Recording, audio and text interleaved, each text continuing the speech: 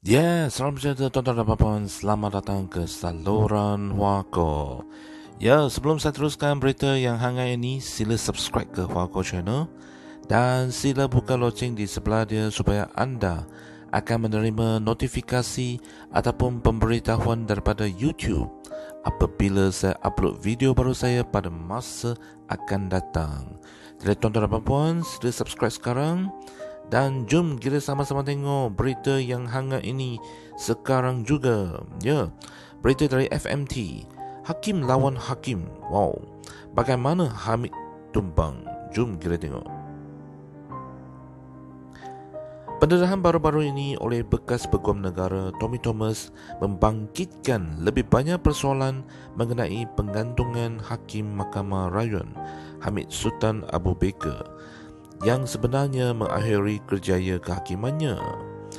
Hamid ialah hakim pertama yang digantung daripada tugas sejak undang-undang mengenai etika kehakiman dilaksanakan. Penggantungan itu bermula 4 Februari lalu hingga 27 Ogos ini, tarikh beliau dijangka bersara. Seorang peguam yang enggan dinamakan berkata nampaknya hukuman itu dijatuhkan ke atas Hamid bermakna hakim boleh dikenakan tindakan disiplin atas apa yang mereka tulis dalam penghakiman dan kerana membincangkan keadaan dalam badan kehakiman secara terbuka. Berdasarkan apa yang Tommy Thomas tulis dalam memorinya yang diterbitkan baru-baru ini, yang bekas Perdana Menteri Dr. Mahathir Mohamad memaklumkan beliau maklum balas mendedahkan Suruhanjaya Siasatan Diraja ke atas badan kehakiman tidak disambut baik ramai hakim yang sedang berkhidmat atau bersara, membangkitkan lebih banyak persoalan berbanding jawapan. Hamid dijangka menggunakan kaedah undang-undang untuk mendapatkan keadilan dan perjuangannya untuk keadilan belum selesai. Punca penggantungannya bermula pada Ogos tahun 2018 apabila Hamid berucap di sebuah persidangan undang-undang antarabangsa di Kuala Lumpur. Beliau mengejutkan negara dengan mendedahkan dirinya ditegur seorang hakim atasan kerana membuat penghakiman berbeza dalam kes penukaran agama sebelah pihak yang diikuti ramai. Hamid berkata, hakim itu yang identitinya tidak didedahkannya menegurnya dengan teruk dan melakukannya dalam cara yang tidak wajar oleh seseorang yang memegang jawatan tinggi. Penghakiman bertentangannya itu disokong sebulat suara oleh panel 5 hakim Mahkamah Persekutuan pada awal tahun 2018 yang bersetuju perlu ada kebenaran daripada suami dan isteri untuk menukar agama anak di bawah umur ke Islam. Pendedahannya mengenai teguran itu menyebabkan Presiden Majlis Peguam ketika itu, George Farage, menggesa kerajaan baru Pakatan Harapan menumbuhkan Suruhanjaya Siasatan Diraja menyiasat perkara itu. Tetapi, tiada apa yang berlaku dalam 6 bulan berikutnya. Pada Februari tahun 2019, Hamid mengesahkan afidavit mengejutkan setebal 65 muka surat untuk menyokong saman pemula difailkan Peguam Sanjeev Kaudio terhadap Ketua Hakim Negara ketika itu, Richard Malajun. Afidavit itu yang tersebar luas menyatakan Malajun gagal mempertahan dan melindungi integriti badan kehakiman. Hamid turut mendakwa terdapat campur tangan dalam kes liwat Anwar Ibrahim dan rayuan hasutan mendiang kapal Singh. Polis dan Suruhanjaya Pencegahan Rasuah Malaysia cuma mengambil keterangan daripada Hamid, seorang peguam sebelum dilantik sebagai hakim pada tahun 2007. Katanya, beliau bersedia mendedahkan semuanya dalam Suruhanjaya Siasatan Diraja yang dicadangkan itu, di mana kerajaan pada mulanya bersetuju untuk menubuhkannya.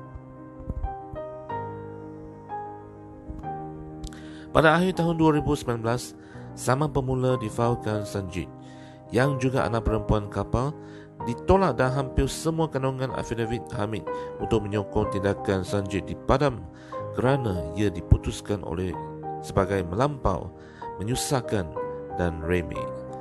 Bagaimanapun, pada masa sama, rayuan hasutan kapal dibenarkan Mahkamah Persekutuan pada Mei tahun 2019, setahun selepas yang di-Pertuan Agong memberi pengampunan penuh kepada Anwar atas 3 sabitannya.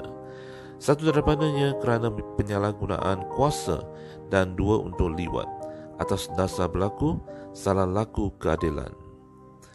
Sekitar Jun tahun lalu, Hamid membuat penghakiman kontroversi dalam rayuan Dada Jenayah dan menyatakan hakim harus berhati-hati dengan sumpah kehakiman mereka untuk memelihara, mempertahankan dan melindungi perlembagaan persekutuan.